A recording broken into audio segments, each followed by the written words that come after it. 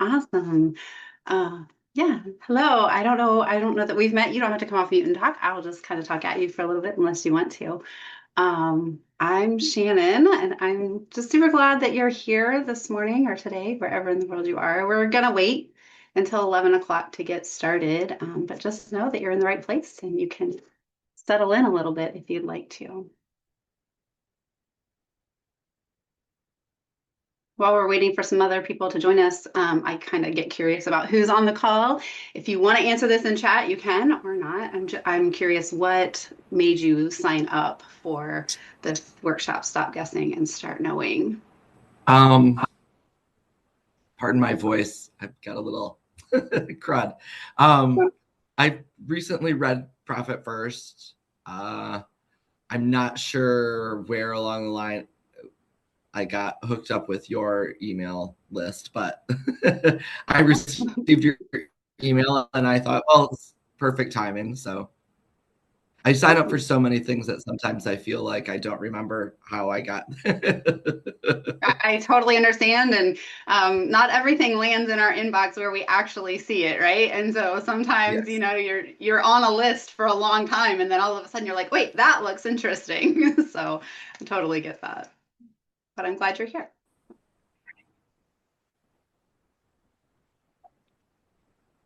Yeah. And I never know when I do these things. Like some people, we will Well, send thank out a you. replay. Do you have a lot of people sign this morning?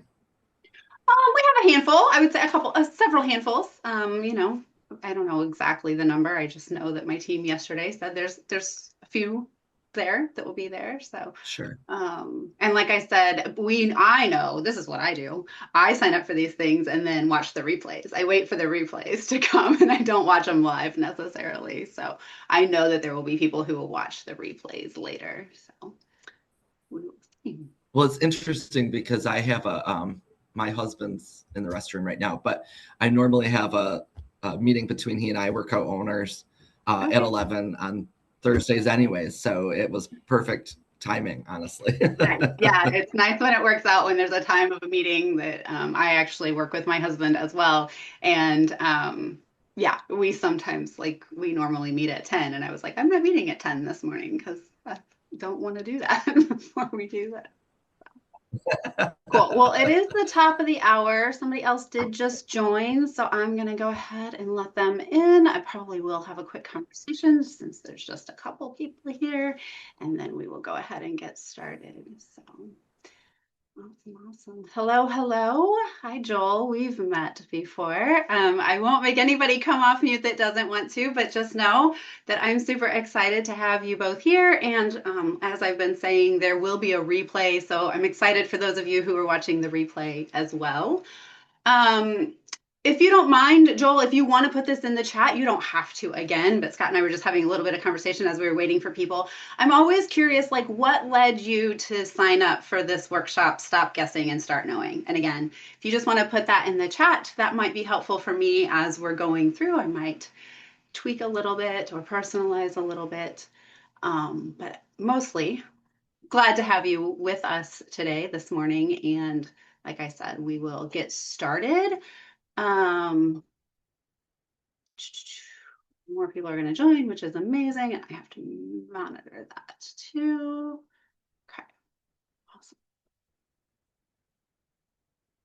Sometimes I have people here to help me, and sometimes I don't.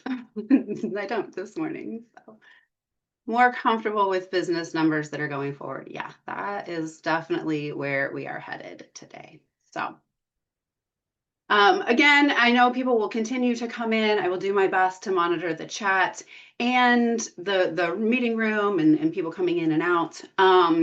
It will be recorded, and yeah, I'm just really grateful that you all are here. I know sometimes money and numbers is not the most exciting conversation. There can be a lot wrapped up in that. So kudos to you for taking the time out of your morning or your day to be here. With that, let's go ahead and get started. Let me get my screen share going. Somebody could just give me a thumbs up really quick if you can see it's just a white background. Awesome, perfect. Okay, let's go ahead and settle in quickly. maybe. Today is about three things. First, fewer numbers, actually. Getting a little bit less noise around numbers in your life, and hopefully getting to some more grounded decisions. Today is really about orientation. We're not really going to fix very much today. Because the good news is you really don't need to overhaul your business today or really ever. Small tweaks are what we're usually going for. Today, we're just getting steady so that decisions can feel less reactive and more rooted or grounded. Before I jump into too much content, I do want to say this is mostly for health and wellness business owners. We get it. You are busy serving your clients. You're managing people, maybe. You're probably making some really fast decisions sometimes.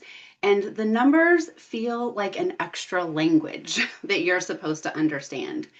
If that is you, you are in the right room. And if you want, like we talked about earlier, some more confidence around numbers, some more clarity, you don't want more spreadsheets. That also can feel like work. That's also a sign you're in the right room. Here's why I feel like money can feel so hard for some people. A lot of times there are actually too many metrics that we're trying to track.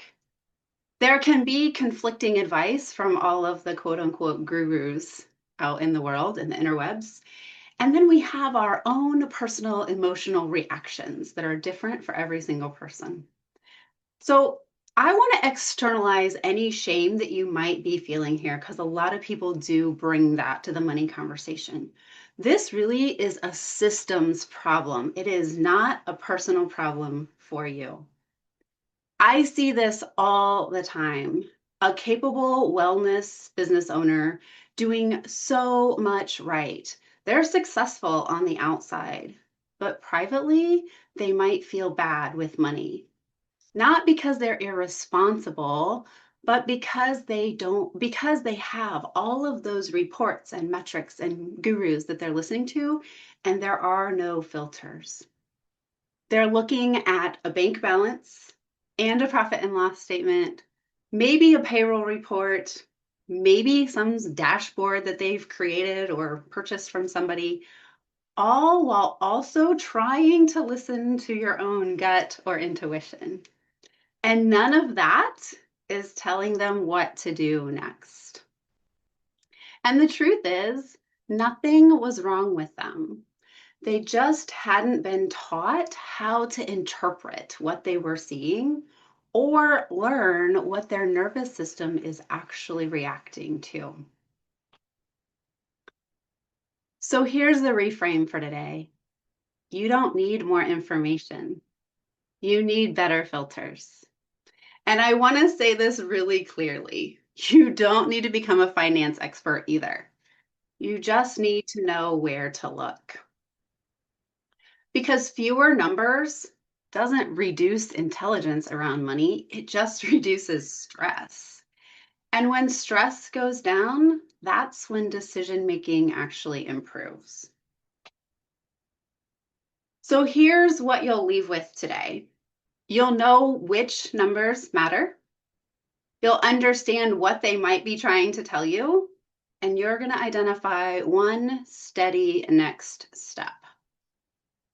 And I want to set these expectations in a really supportive way because, again, you're leaving with orientation around your numbers, not certainty. We're not aiming for perfect answers, just better questions, actually. The kind of questions that create that calm, grounded momentum and the clarity and confidence that some of you mentioned coming here for. So this is the snapshot we're going to use today. These are the 5 numbers that we're going to discuss. Revenue, operating expenses, owner pay, payroll, cash on hand. And again, these are anchors, not metrics. It's a snapshot, not a diagnosis. And one important thing about these numbers, when we look at all 5 of them together, they tell the story of your business. Individually, though, they can be misleading. So we're not going to obsess over any one single number in isolation. We're going to look at how they relate to each other because that's where the clarity comes from. Okay, let's start with our first number, revenue. When I say revenue, I'm less interested in your best month, and I'm more interested in your most honest pattern. A lot of wellness businesses can have a really big month. Sometimes it's January, sometimes it might be another month, but throughout your year, you might have your best month.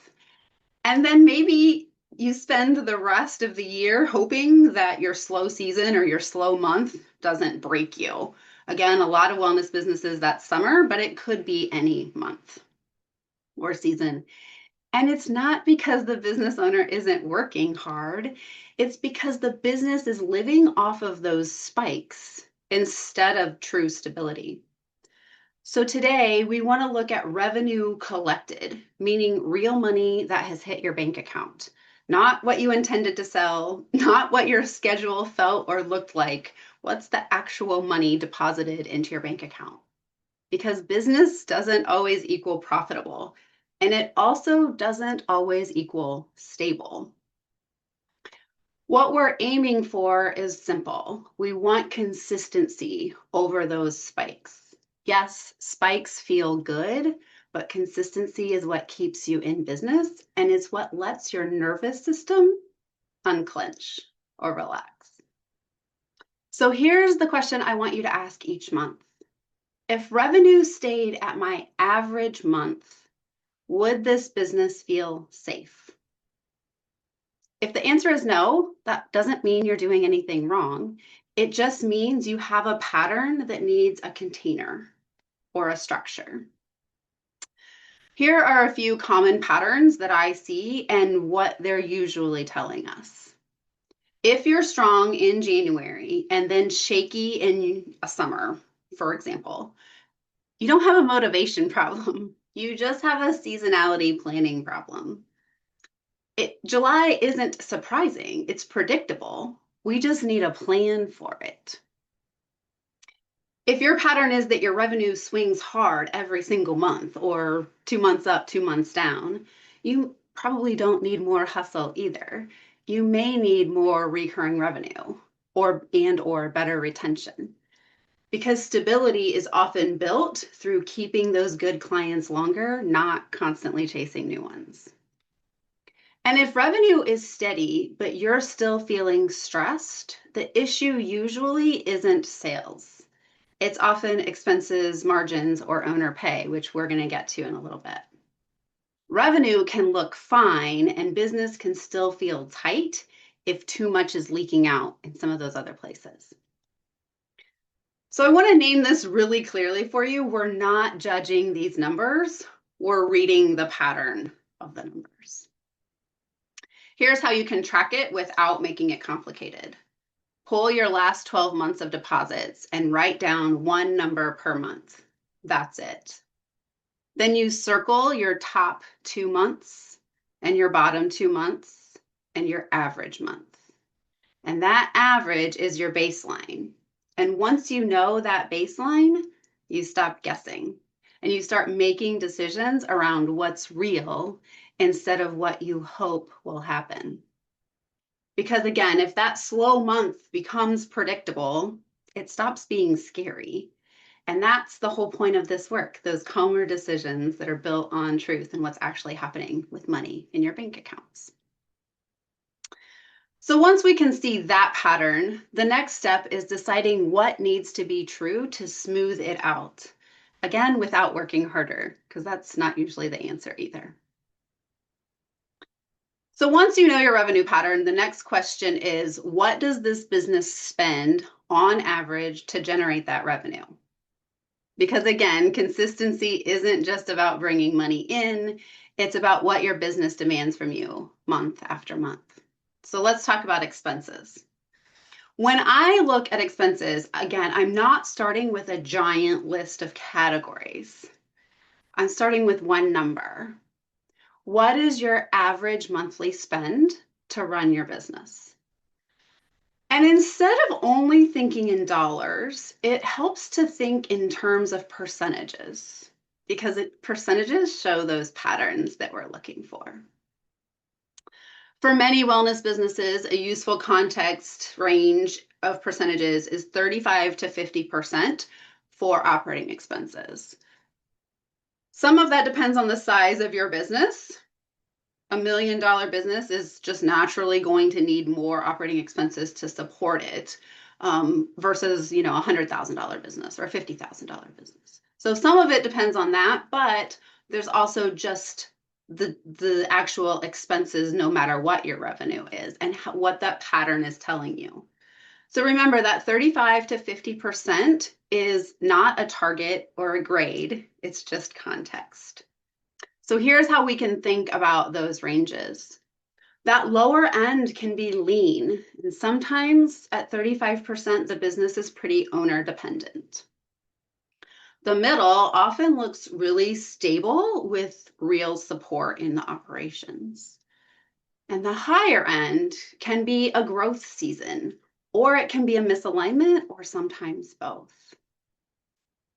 And again, this is really important. High operating expenses are not automatically a problem to fix. It's a signal to interpret. Often, higher operating expenses simply means the business grew faster than the systems that the business has were able to support it. Maybe you added support or you added tools. We see stacked subscriptions frequently. You brought in contractors to buy yourself relief, and all of that makes sense, and it's a normal response to increased demand. So the question isn't, why did I do that? The question is that spend aligned with what the business can reasonably hold? Because when revenue is high, it's easy to let those expenses quietly rise and become your new baseline.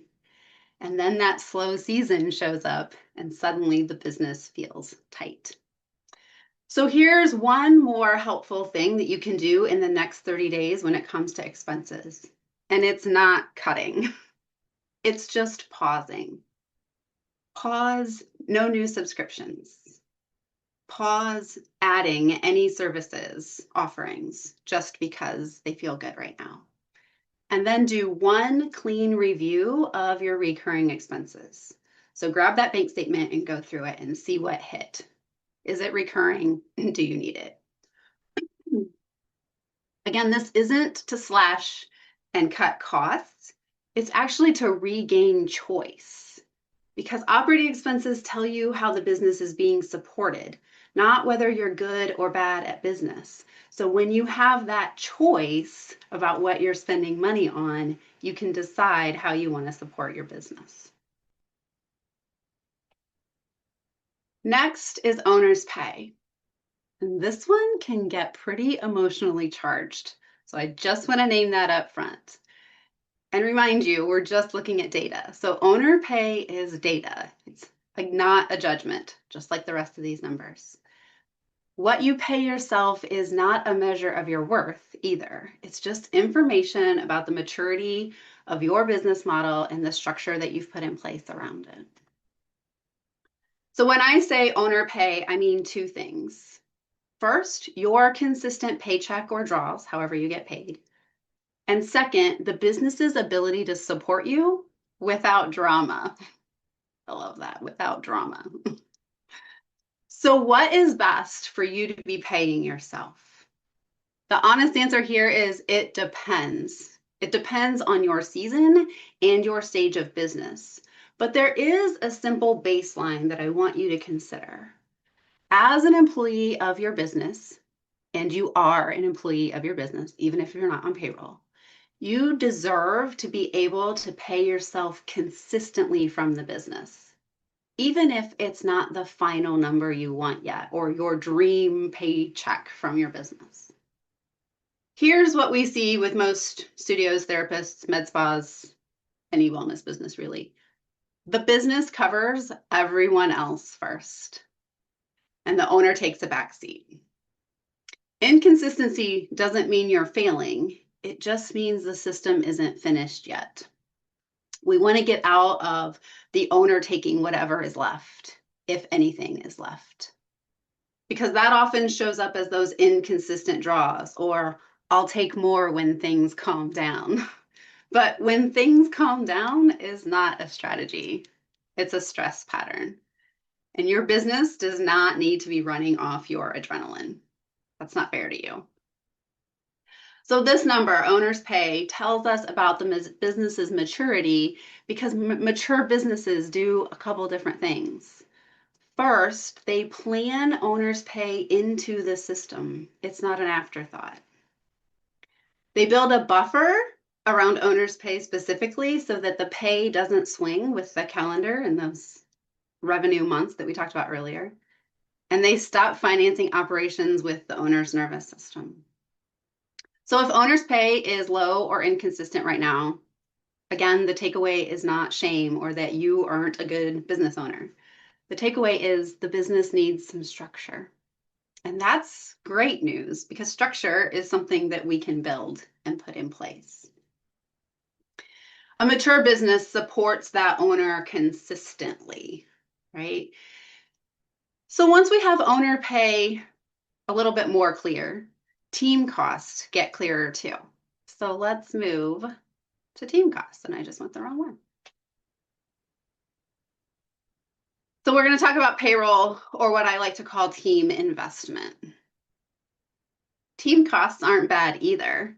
Labor is not the enemy. Misalignment here is the issue. When we look at payroll, we're looking at total payroll. So any actual payroll that you have, plus any contractors that you might be paying, plus any kind of recurring support that really makes your business run. Total labor is often the biggest expense in a wellness business. It also carries a lot of emotion because it involves people. And if there's anything I know about wellness business owners, it's that y'all are heart-centered, people-oriented people. You love your people. So we have to keep this really simple. We just ask one question. Is my team investment aligned with what the business is actually bringing in and with the model that I'm running? A healthy labor percentage is one that allows three things to be true. Your team is paid fairly, the business has a little bit of breathing room, and you are paying yourself consistently as the business owner.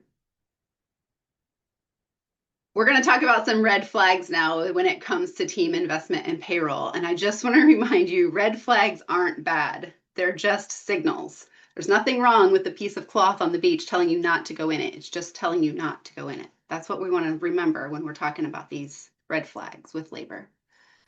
If labor is high and your owner's pay is low, the owner is often subsidizing the team, meaning not getting paid so the team can get paid. If labor is high and profit never happens, then you usually have a pricing or a capacity issue, and we need some structure around those things. If labor looks fine on paper, but you constantly feel stretched, the labor may be in the wrong places, or the business may be relying on you as the owner to fill in some of the gaps. And here's the confidence piece. If labor is your biggest line item, that often means you're building a real business, not just buying yourself a job. And as somebody who works with business owners at every phase of the business, I love to see when you make that switch from buying yourself a job to owning a true business, because that's where you start to get the freedom that you usually started your business for.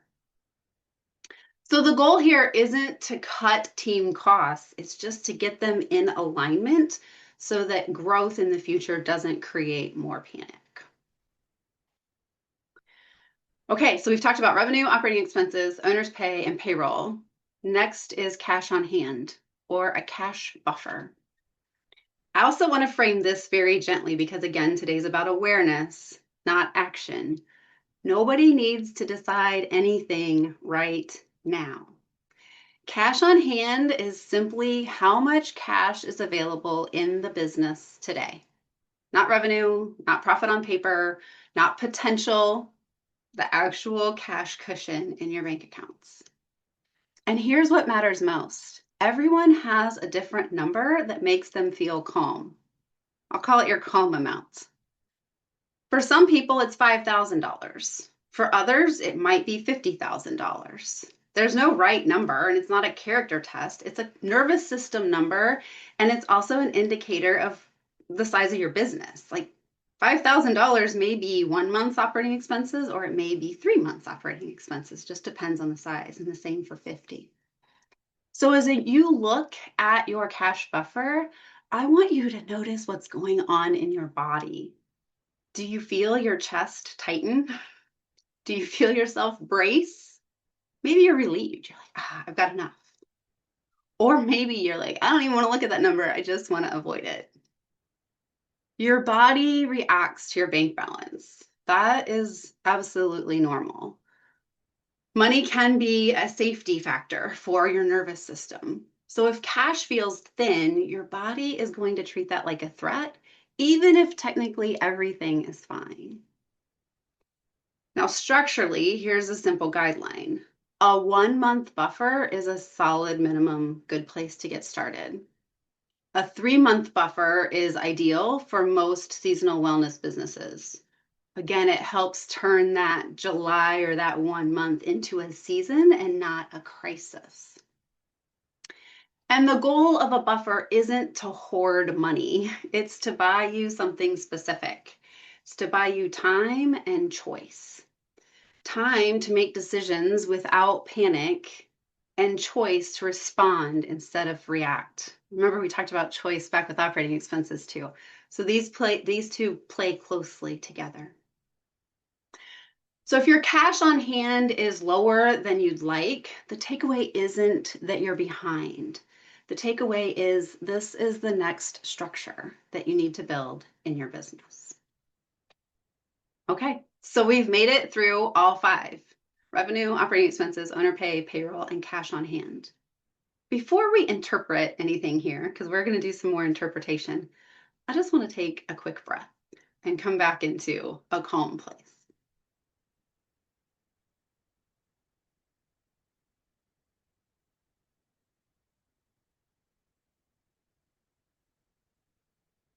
Okay, thank you. Up to now, we've been looking at the very specific 5 numbers that will help you stop guessing and start knowing in your business. Now let's put those into use a little bit more. Here's the question I want you to take with you today. What is this number trying to tell me? What is this number telling me? That question alone slows the urgency. Urgency makes us reactive. Curiosity gets us closer to accurate. So we're not asking good or bad. We're just asking, what is this communicating? And then we can use a simple monthly rhythm. 3 things: check, reflect, and adjust. Check is simply pull your numbers. Pull those 5 numbers that we talked about. Reflect. What is it trying to tell me? And then your adjust is one steady decision for the next 30 days. And if you notice your body react to any number, that's data too. Regulation plus reality is where those confident decisions start to come from. January is the perfect example of why this matters. And I'm going to talk about the typical January where you're really busy. It brings momentum, it brings excitement, it brings new clients into your business, new members. It can be a packed schedule. It feels like finally everything's working. And again, if that's not January for you, insert whatever month it is. When that happens, when things grow quickly, it's very normal. It's human behavior to let things expand quickly. You add classes, you add hours, you invest in marketing, you bring on help, you upgrade software, you buy equipment, whatever is reasonable in your business. You do that at the end of January. Then February shows up and it starts to feel tighter than you expected. Not because you did anything wrong, but because growth happened without a container and that created stress. And this is the key. The growth isn't the problem. The missing container is the problem. January just needs a financial container, a plan for where the money goes, how much you will keep, what you don't commit to yet, and what you're still building or saving towards. Because busy can still be misaligned if revenue is up, but cash is still tight, or payroll expands faster than revenue can hold, or your expenses creep up and now your average month can't support them. Your owner's pay starts to disappear again, and there's no buffer, so you're back in reaction mode. So when you hear me say busy doesn't equal aligned, I just mean alignment is when all the numbers support the life you're trying to build. And yes, I said life, not business. Life includes your business. Business does not include all of your life. So we want your numbers to support your entire life. So let's make this practical. Couple quick scenarios and the grounded question for each one. Let's say your revenue stays flat, you don't have those peaks. Maybe you need more volume, or maybe you need to focus on retention or a pricing adjustment. Any of those three things. If expenses start to creep up, did you just raise your baseline operating expenses, that average that we figured out earlier? If payroll grows, did revenue grow first, or did payroll grow on hopes that revenue will grow in the future? If cash is low, what would make cash feel calmer in 30 days? When you know the 5 numbers that matter, decision making becomes grounded, not reactive. That calm, confidence, and clarity. It doesn't make the numbers feel better. It's not because the numbers are making you feel better, but they feel clear to you. Okay, so here's a mini exercise. We're going to do this together. Write down the one number from today that you feel the most empowered to track right now. So remember revenue, operating expenses, owner pay, payroll, or your cash buffer. And just write down that word or 2 words. And then what is that number trying to tell you right now?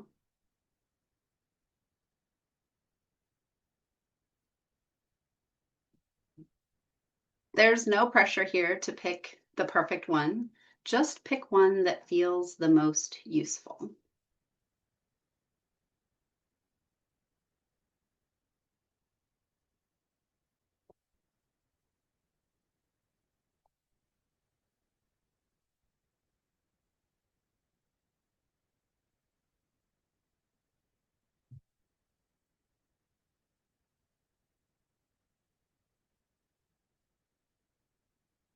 Okay.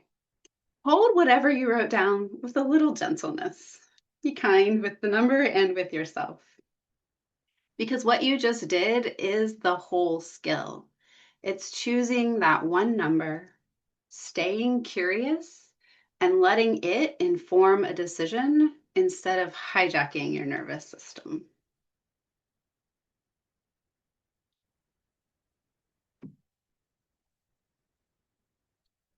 Now the only question is, do you want support interpreting it, or do you want to keep working with it on your own? Both are completely valid. And I just want to honor that everybody here live or watching the replay, is in a different place. Some of you want a calm outside perspective so you can stop spinning and decide what to do next. Others of you want to keep working with this on your own at first, at your own pace. So I have 2 support options, and neither one is about pressure because we are all about clarity. I see this all the time. We talked earlier about bracing. We see clients show up to us braced, expecting it to feel intense. When we look at the numbers calmly, we pick the one or two that matter most. Suddenly, the decisions get simpler.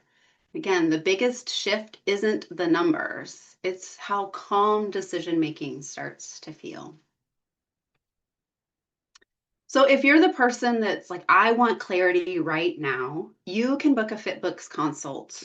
Link, QR code, either will work. And I want to say this very explicitly, this is not a sales call, it's a clarity call. Make it really useful. Bring your recent reports, whatever you have. We're going to look at those 5 numbers that we just talked about and talk about which one matters the most right now. And you'll leave knowing what to do next, even if it's a super small, tiny next step. This support here is about interpretation still. It's not about fixing you or your business. You're not behind, just getting oriented to your numbers. I do have another option. Before I talk about that option, I do want to open it up to some questions. There's plenty of time. I do want to keep the questions at a pretty high level so that they're useful for the whole group. So if something starts to get pretty specific to your business, I may suggest we talk one-on-one, just to put that out there that you don't have to go into all the details either. And kind of to avoid that, you can either put it in the chat, and that really avoids going into the details because probably don't want to type it all out. Or if you want to come off mute and just talk, that's totally fine. But when you do that, if you just start with my question is, that usually helps with the details. And I may pause and bring you back to that as well. So as you've been listening today, did you notice a number that you tended to react to more than others? Or do you have any other questions that you wanted to chat about today?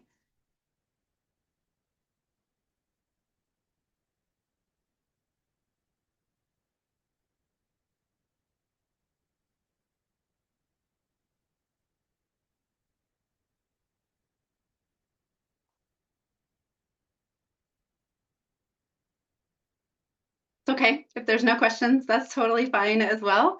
Um, like I said, this is all about orienting and learning. So we're going to let this integrate for a while and you may come up with questions. This booking link is always available. And then the second question, I'm going to pause here and just move us toward toward closing. But the second option is to download the snapshot worksheet. So if you're not ready to book a call, completely valid. You can download this snapshot worksheet. It's going to help you track those numbers that we covered and answer that same question every single month. What is this number trying to tell me? Because this is the real path forward, even if you do it quietly on your own at first or forever. This may work for you for a really, really, really long time for the rest of your business. Just getting in tune with those numbers and what is this one number trying to tell me? And again, if at some point you decide you want support, that link is always available to you. As I said at the beginning, I really do acknowledge and appreciate you taking your time out of your day. I, again, know money is not a comfortable topic. There are probably a million other things that you could have been doing this morning. So I just really honor that you took this time. I do want to end us in a pretty grounded and place because again, I know sometimes nervous systems get activated. So I just want to invite you to pause for just another moment and think about the numbers you looked at today. Without fixing anything, without deciding what to do next, just notice which number feels most present for you right now. There is no right answer. You don't need to act on it. Simply noticing is enough. I truly hope if you take one thing with you today, let it be this. You do not need to take action on everything. You just need to know what matters. Thanks, everybody.